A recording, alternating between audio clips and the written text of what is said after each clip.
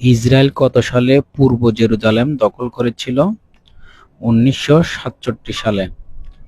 No fly zone কোন দেশে অবস্থিত? ইরাক। মাইকেল অ্যাঞ্জেলা কোন দেশের শিল্পী? ইতালি। ম্যাকমোহন লাইন কোন কোন দেশের সীমানা নির্ধারণ করে? চীন ও ভারত। কোনটি নিষিদ্ধ সূর্যের দেশ নামে পরিচিত? Hammer paste. নড়িয়ে থাকলে এখানে নড়িয়ে হবে। ইসলামী উন্নয়ন ব্যাংকের সদর দপ্তর বা প্রধান কার্যালয় সচিবালয় কোথায় অবস্থিত? জেদ্দা। বেলজিয়ামের মুদ্রার নাম কি? ইউরো।